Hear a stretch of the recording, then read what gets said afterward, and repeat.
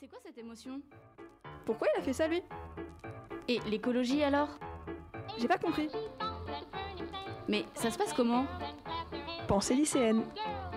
Bonjour à tous et à toutes et bienvenue dans Pensée lycéenne pour une super émission. Vous êtes sur Delta FM 90.2.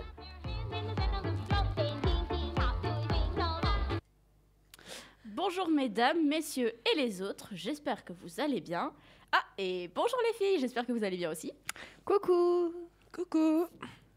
Alors, vous allez nous parler de quoi aujourd'hui? Alors, moi, j'ai parlé des routes de la soie, les nouvelles routes de la soie, pas les anciennes. Oh, dis donc. Et moi, je me pose des questions comme toujours, et plus précisément des questions existentielles.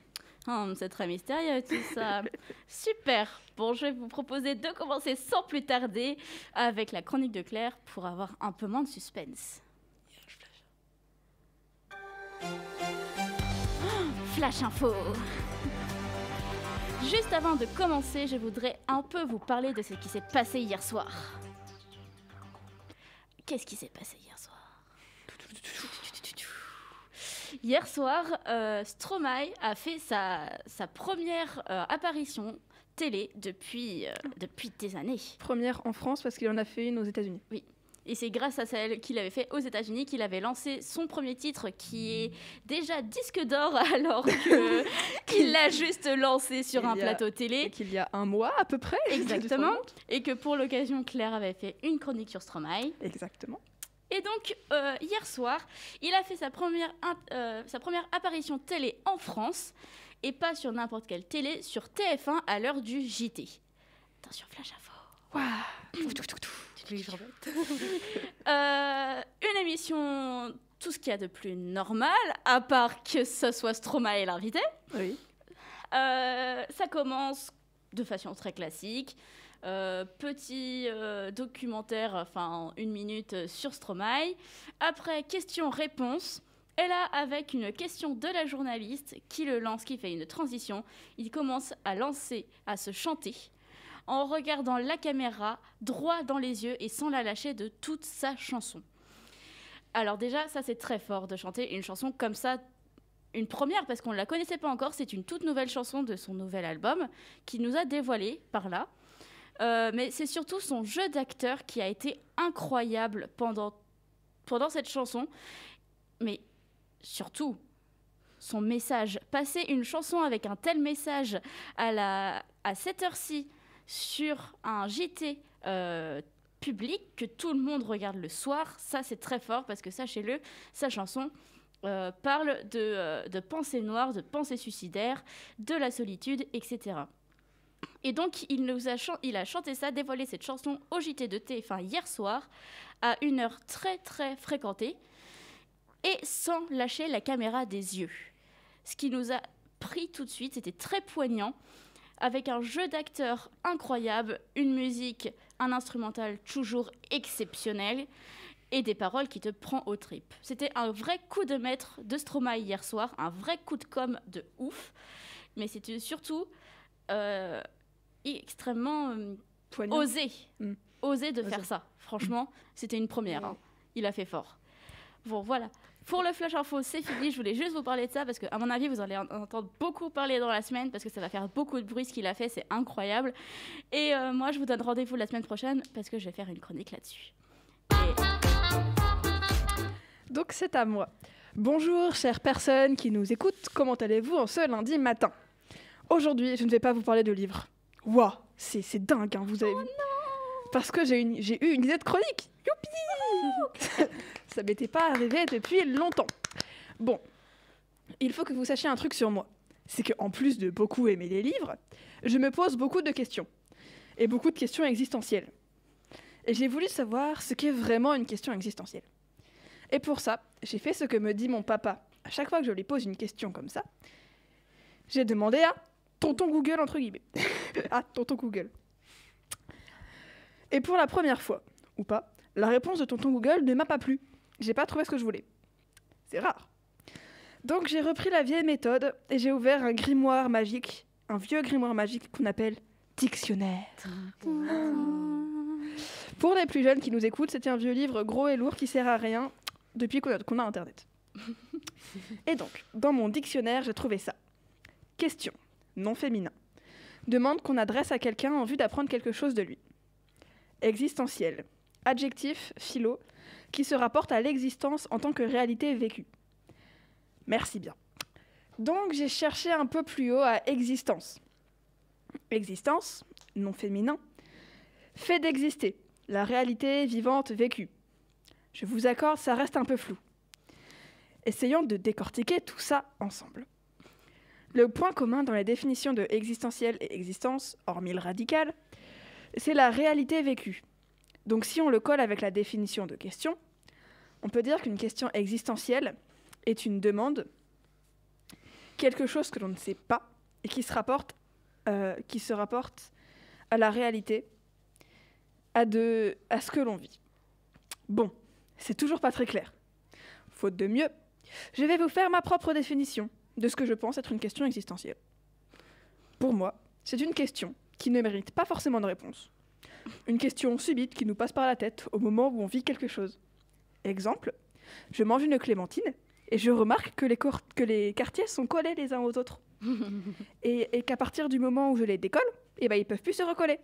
Pourquoi ? Voilà. Il y a forcément une réponse scientifique, mais moi, ce qui m'intéresse, c'est plutôt essayer de réfléchir longtemps pour trouver une solution possible. Cette question-là, je me l'étais posée quand j'ai fait mon stage de 3e chez ma tante, donc ça date. Et elle me tarote toujours l'esprit.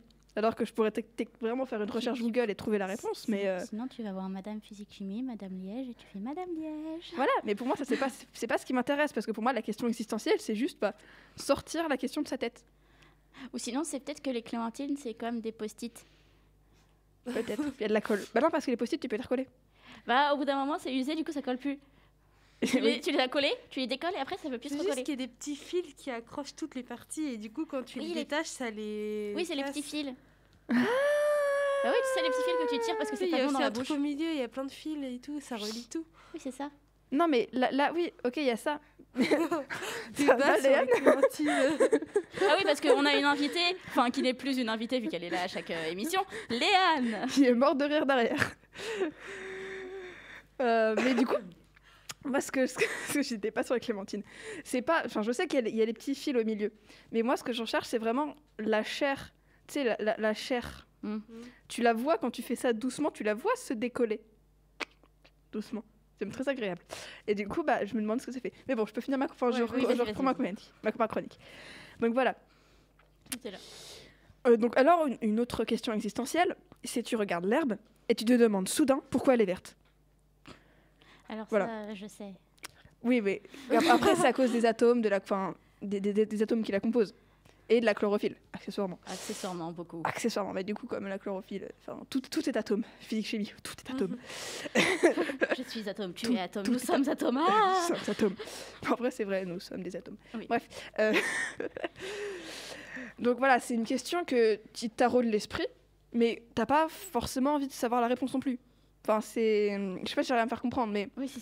voilà, pourquoi le ciel est bleu, pourquoi le mur il est rouge, pourquoi j'ai une montre à mon poignet, bon ça c'est pour savoir l'heure, mais pourquoi, enfin, tous ces pourquoi, pour moi c'est des questions existentielles parce que t'as pas forcément besoin de la réponse, mais juste c'est le questionnement qui t'amène à remarquer l'existence de certaines choses.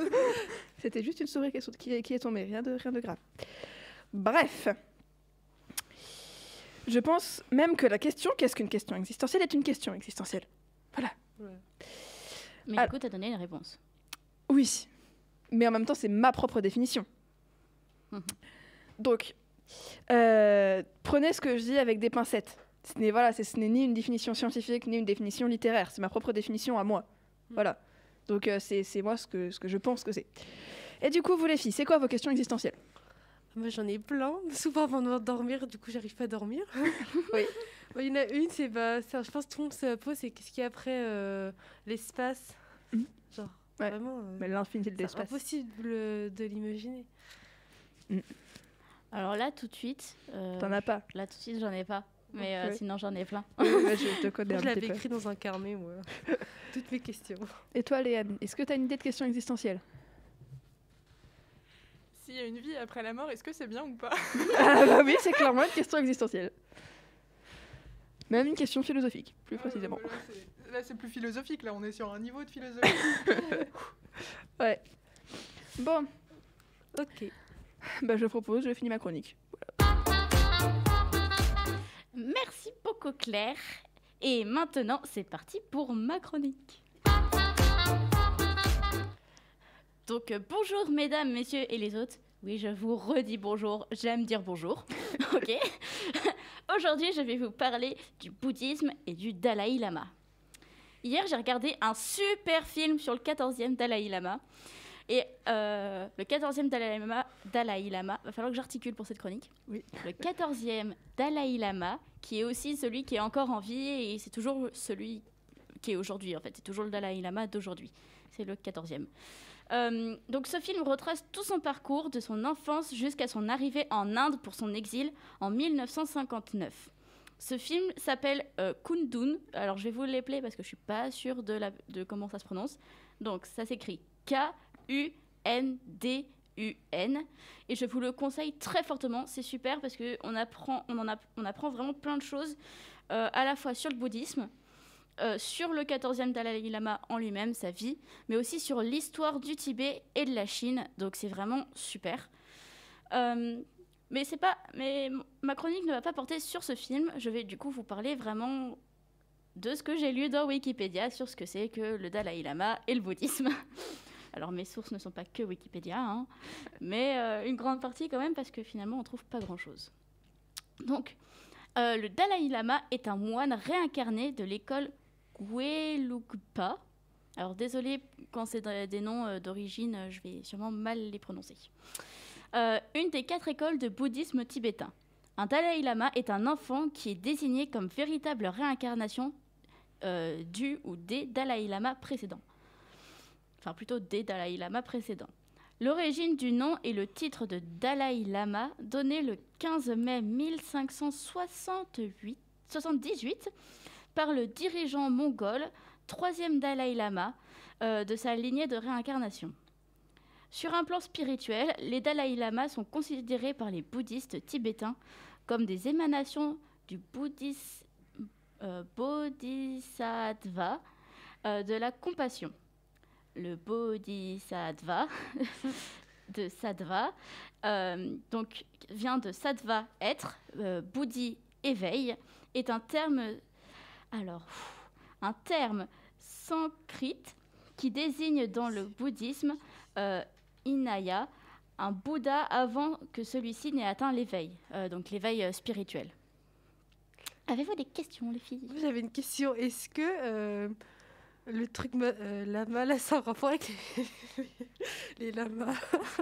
Non, ça n'a pas de rapport avec l'animal. T'as des questions, toi, Claire, pour l'instant? Non, pour Non. l'instant ça va. Bon, je reprends. Les Tibétains vénèrent les Dalai Lama comme des dieux. De la représentation et de la protection du Tibet et du peuple. Donc pour eux, les Dalai Lama sont vraiment importants parce que c'est grâce à eux que le Tibet est en sécurité, etc. Après la mort d'un Dalai Lama, ces moines et maîtres spirituels dont souvent le Panch Lama, je vous expliquerai ce que c'est plus tard, doivent après son décès engager une quête pour rechercher sa réincarnation. Parce que oui, les Dalai Lama, contrairement à des rois, même s'ils gouvernent, ne sont pas Dalai Lama de père en fils. C'est pas une filiation. C'est comment expliquer? C'est plutôt, en fait, ils vont chercher les réincarnations des Dalai Lama précédents. Donc, ils vont mener des recherches dans tout le Tibet, aller voir les enfants. Et s'ils voient qu'un des enfants a des caractéristiques particulières que je vais vous parler juste après, ils disent « Ah, t'es le nouveau Dalai Lama ». Ok. Parce que en fait, les bouddhistes croient en la réincarnation, basée sur le fait que, de base, on a plusieurs vies, on n'a pas le choix. C'est-à-dire qu'on va partir on va commencer notre vie en étant par exemple une plante. Après, on va avoir, je sais pas, 2-3 vies en tant que plante. Après, on va passer animal, quelques vies en tant qu'animal. Et après, passer en homme, avoir quelques vies en tant qu'homme. Et chacune de nos vies en tant qu'homme va nous servir pour à la fin atteindre un éveil et avoir un peu toutes les qualités et être vraiment éveillé spirituellement et avoir un peu tout appris, tout compris. Et en fait, chacune de nos vies a une mission. Donc par exemple, si je suis timide dans ma vie, ma mission, ça va être de vaincre cette timidité. Enfin, plein de choses comme ça. Et donc à la fin d'avoir vécu toutes nos vies, selon les bouddhistes, on peut choisir de soit retourner sur Terre et d'y aller en tant que guide pour sauver la planète un peu et guider les humains, soit de rester au Valhalla et de vivre une vie tranquille là-haut, ou alors d'aider les humains, mais de là-haut. Et donc, le Dalai Lama est un être qui, après avoir vécu toutes ses vies, est redescendu sur Terre pour aider justement les humains, et qui se réincarne à chaque fois qu'il meurt pour pouvoir continuer à les aider. Donc, d'où le fait que les moines vont aller chercher un enfant après la mort d'un Dalai Lama pour pouvoir perpétuer tout ça. Et que c'est pas son enfant à lui, parce que de toute façon c'est un moine et du coup il n'a pas d'enfant. Donc les enfants candidats sont interrogés pour rechercher des signes tels que la reconnaissance d'objets possédés par le précédent Dalai Lama. Le jeune Tulku est alors amené dans un monastère pour y recevoir les dharmas, enseignements bouddhistes. On dit que dès la seconde réincarnation, donc dès le second Dalai Lama, l'enfant se souvenait de ses vies passées et des noms des dirigeants de l'entourage du premier Dalai Lama. Est-ce que vous avez des questions ? Non, pour l'instant ça va. Parce que tu t'expliques pas mal de trucs. Donc Tu avais répondu à ma question du coup. Non. Ouais. Voilà, donc en fait, du coup, ils vont aller voir les jeunes enfants et ils vont voir s'ils ont des visions, par exemple, des vies antérieures des Dalai Lama, des choses qu'ils ne sont pas censés savoir, en fait, parce que c'était privé et qu'en fait, ils le savent. On fait « Waouh, un truc de ouf !» Ou alors, par exemple, là, dans le film, le 14e Dalai Lama, quand il était petit, il est arrivé dans le monastère spécial au Dalai Lama et à toutes les personnes qui l'entourent. Et il est passé devant un coffre. Il a dit, là-dedans sont rangées mes dents. Alors, il n'était pas censé savoir qu'il y avait des dents rangées dans un coffre. Hein. C'était un enfant tout à fait normal à la base. Et il fait, ouvrez-le. Et ils ouvrent. Et il va dans le coffre. Il cherche un petit morceau de tissu qui était planqué, que vraiment on ne voyait pas dans le coffre. Parce que déjà que le coffre, il était pas ajouré, on ne voyait pas dedans. Et en plus, le pot de tissu était caché sous plein d'autres objets. Il les sort, il ouvre et là, on voit une dentition. Alors, c'est un peu glauque, hein. Mais, et du coup, là, ils font « Oh là là, il a trouvé les dents du 13e Dalai Lama. C'est le nouveau Dalai Lama. » Parce que du coup, il n'était pas censé savoir que c'était au 13e Dalai Lama. Et il n'était pas censé savoir que c'était là. Et lui, il disait « C'est mes dents, c'est mes anciennes dents de mon ancienne vie. » Ah, ok. Du coup, c'est devenu le 14e Dalai Lama. Donc, le Dalai Lama dirige tant les affaires religieuses que laïques, grâce à 2 organes principaux du gouvernement, le Conseil religieux et le Conseil des ministres. La politique extérieure a toujours été dirigée par le Dalai Lama ou le régent. Traditionnellement, le Dalai Lama prend ses fonctions et se fait introniser à ses 18 ans. Avant, il se consacre à son apprentissage et à son éveil spirituel. Des questions ? Non. Léane a une question. Moi j'ai une question. C'est quelle religion ça t'as dit ? Le bouddhisme. Et le film c'est Kundun du coup, et c'est où exactement, enfin, C'est-à-dire, c'est où ? c'est, Ça se passe où ? Oui, ça se passe où exactement, genre, En fait, ça se passe dans plusieurs endroits parce que l'histoire du Tibet... Enfin, du coup, ça se passe au Tibet. Ah voilà. Ça Ok. se passe vraiment au Tibet. Et le film se termine quand le 14e Dalai Lama part en Inde pour son exil. Voilà. Ok. Bah merci, du coup c'était ça ma question. Bon, je reprends.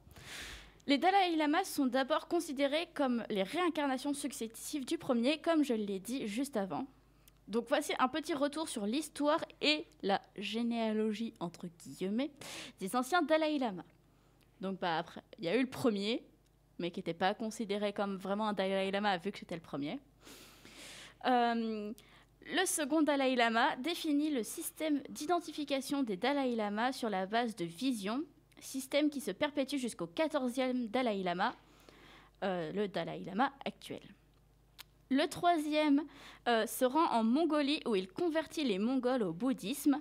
Il est aussi le premier à recevoir le 15 mai 1578 le titre de Dalai Lama et son équivalent tibétain de Gyatso sera alors donné à toute sa lignée entre guillemets. Par exemple, le 14e Dalai Lama s'appelle, alors désolé, je vais écorcher complètement le nom, Tenzin Gyatso, donc Gyatso qui veut dire Dalai Lama en tibétain.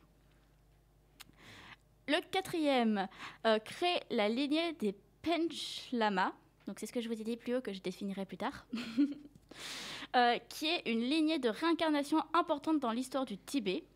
Abbé du monastère de Tasilumpo, le Panchen Lama est le deuxième plus haut chef spirituel du bouddhisme tibétain. Il se situe juste après le Dalai Lama dans ce système hiérarchique. Et il est considéré comme un peu le second du Dalai Lama. Le cinquième, attention, le cinquième, le grand vénéré, le grand cinquième, il est appelé comme ça, le grand cinquième, est proclamé souverain du Tibet. Sous son règne, les Dalai Lama reçoivent le pouvoir temporel sur le Tibet. Donc en gros, ils deviennent chefs du Tibet. Il devient ainsi, avec les régents, les chefs du gouvernement, le gouvernement du Tibet. Le règne du 5e Dalai Lama a pour résultat l'unification du Tibet en une seule et même nation. Son pouvoir politique indépendant s'étend à toutes les anciennes provinces tibétaines. Lhasa devient sous son règne la capitale du Tibet et le Potala est construit pour devenir la résidence du Dalai Lama et le siège de son gouvernement. Bon, petit saut dans le temps parce que les autres Dalai Lama n'ont rien fait de spécial. Ils meurent jeunes, ne règnent pas, sont renversés, des choses comme ça. Ah oui, parce qu'ils n'étaient pas tous très sages, hein. Il y en a un, par exemple, il a fait tellement n'importe quoi que son premier ministre l'a emmené en Chine pour qu'il se fasse tuer là-bas. Ah. Voilà, et à son retour, le Premier ministre pensait pouvoir mettre l'enfant de son choix sur le trône pour pouvoir en fait le manipuler et régner, enfin que ce soit lui qui règne. Mais en fait, quand il est revenu, ils avaient déjà trouvé la réincarnation du Dalai Lama. Du coup, trop tard. Il était dégoûté. Bon, j'en profite pour faire une énième pause et vous demander si vous avez des questions. Non. Toujours pas. Ok. Bon, et pour finir, le 14e. Oh. Le 14e Dalai Lama est le dernier, celui qui est encore vivant aujourd'hui et qui, entre grosses guillemets, règne encore. Parce qu'il a abandonné ses fonctions de régent en 2011 et est exilé du Tibet parce que la Chine l'a envahi. Il y a fort longtemps. Du coup, il vit toujours en Inde parce que s'il retourne au Tibet, il se fera emprisonner. Et ça veut dire quoi en fait, introniser? Introniser, c'est quand tu arrives sur le trône. C'est quand t'es roi et que tu arrives sur le trône en fait. D'accord. Donc, il est intronisé le 14 novembre 1950, un mois après le début de l'intervention de l'armée chinoise au Tibet. Et il est intronisé à 15 ans, alors que la tradition c'était 18, mais là il n'avait pas le choix vu qu'une guerre était en train de se lancer entre le Tibet et la Chine, vu que la Chine a envahi le Tibet. Le Tibet, qui connaissait depuis 1912 une indépendance de fait, est marqué... Hein ? Je comprends pas ma phrase, désolée. Qui connaît... C'est une indépendance depuis 1912, est marquée par Pékin par le retour du Tibet sous l'influence chinoise, du coup. Vu que la Chine, elle arrive au Tibet, elle fait « Ah, vous êtes à nous !» Et le Tibet fait « Oh, punaise, la Chine arrive !» Salut, mais il fait pas de guerre vu que le Dalai Lama est contre la guerre. ils font des blablas diplomatiques pour essayer de régler les choses. Ça marche pas. Et la Chine a fait « Vous êtes à nous !» Et le Tibet fait « Oups, d'accord, on n'a pas trop le choix là maintenant. » Et du coup, le Dalai Lama, il court, et il va en Inde. Du coup, le 14e Dalai Lama s'exile en Inde où il crée le gouvernement tibétain en exil qu'il dirige jusqu'en mars 2011, date de sa retraite politique à la faveur d'une démocratie tibétaine.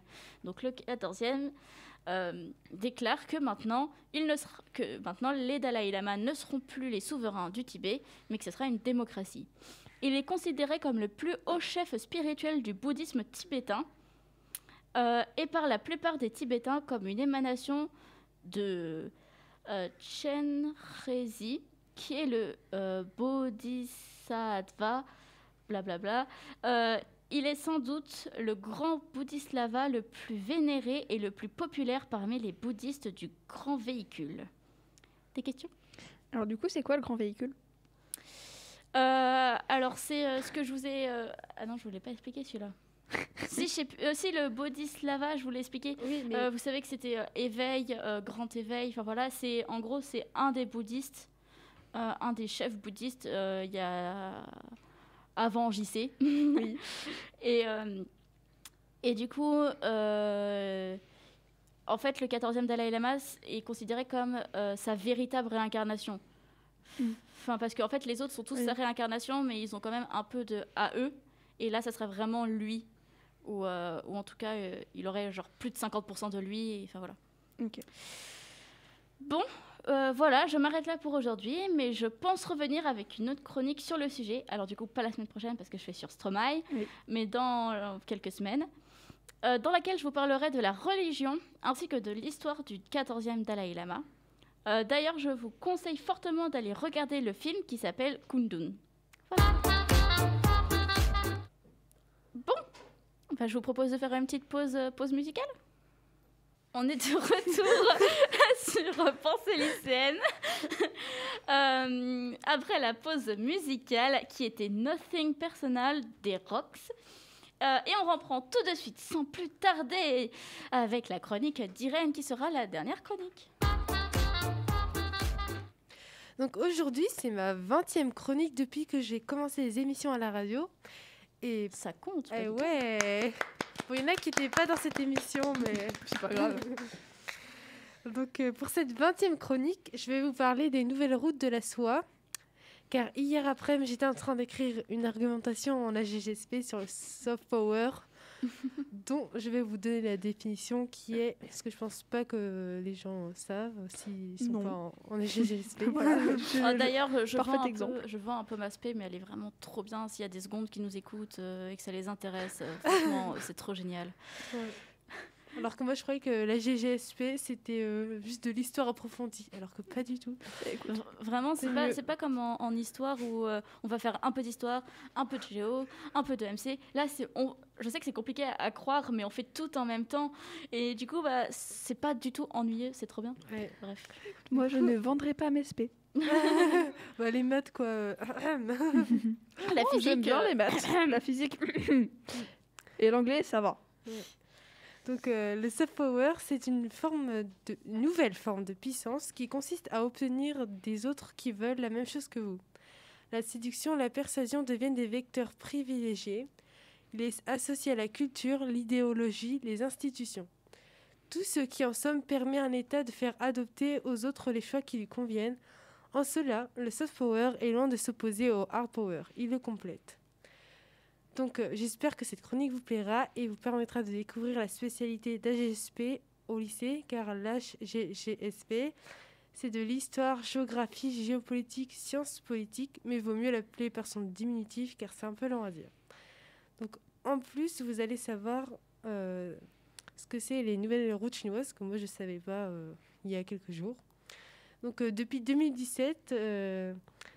la Chine a lancé le projet des nouvelles routes de soie qui sera à son apogée en 2048. Donc, le projet il aura fini de se construire en 2048 pour les 100 ans de la République populaire de Chine. Donc, les nouvelles routes de la soie, C'est un projet chinois de réseau mondial d'infrastructures pour étendre l'influence de la Chine en ouvrant de nouvelles routes avec l'Europe, l'Asie centrale et l'Afrique, avec les lignes ferroviaires, des autoroutes et réseaux maritimes qu'il finance dans de nombreux pays ciblés pour étendre son influence. Elle investit des milliards depuis 2017 et beaucoup de pays lui doivent de l'argent. La Chine avance l'argument que les routes de la soie contribuent à réduire les déséquilibres économiques entre les côtes maritimes et par exemple le centre des pays. Mais j'ai comme l'impression qu'il n'y a pas que ça. En effet, toutes ces infrastructures rapportent beaucoup. Les routes de la soie représentent le tiers de la richesse mondiale et 41% du commerce mondial. Ces routes lui rapportent encore plus d'argent avec de nouvelles débouchés, rassasie ses besoins en matières premières, lui permet aussi d'exporter car elle est en surcapacité de production dans certains domaines. Mais la Chine veut aller plus loin. Elle n'a pas seulement un projet de commerce mais aussi militaire et de pouvoir. Ces routes lui permettent de sécuriser les routes, réduire les vulnérabilités géopolitiques de la Chine, accroître la capacité de projection de sa puissance, et elle pourra définir ses propres règles et standards sur les routes qui lui appartiennent. Mais les pays partenaires à ce projet risquent gros. Ils s'endettent comme au Sri Lanka, qui a dû céder à la Chine le contrôle d'un de ses ports pendant 99 ans, en échange de l'effacement de sa dette trop importante. Cela pourrait causer une spirale de surendettement dans le monde, remplacer la Banque mondiale. Après, ça, c'est des probabilités, c'est pas forcément vrai. Donc, ça pourrait remplacer la Banque mondiale, diviser l'Union européenne, changer les règles de l'OMC, qui est l'Organisation mondiale du commerce. Il pourrait aussi utiliser les infrastructures pour avoir des forces militaires partout dans le monde, comme avec la base navale militaire à Djibouti, qui est un pays de l'Afrique de l'Est. Leur projet manque de transparence. De plus, ils se diversifient avec des projets touristiques, juridiques, policiers. En fait, presque tous les secteurs sont concernés. Pour l'instant, rien n'est sûr, car les routes de la soie sont en constante évolution. Ça fait un peu peur, non ? Et je trouve quand même que la Chine est forte en termes de puissance, car elle est quand même en train de constituer juste sous notre nez une puissance, comme on n'a jamais vu avant, qui va lui rapporter beaucoup. Donc, est-ce que vous avez des questions ? Non, c'était très complet. C'était super. Oui. Cool, j'aurai une bonne note à mon argumentation. Ok, voilà. Merci beaucoup les filles pour vos super chroniques. Et oui, c'est déjà bientôt la fin. Oui, je sais, c'est déjà fini. Mais toutes les bonnes choses ont une fin. Et puis, on revient la semaine prochaine, enfin, si tout va bien, avec 3 super chroniques. Enfin, si tout va bien. Mais, en tout cas, ce qui est sûr, c'est que ce sera dans une super émission sur une super radio. Vous êtes sur Delta FM 90.2 et c'était Pensée lycéenne. Au revoir, à la semaine prochaine. Au revoir. Au revoir, pardon. C'est quoi cette émotion? Pourquoi il a fait ça, lui? Et l'écologie alors? Mais ça se passe comment? J'ai pas compris.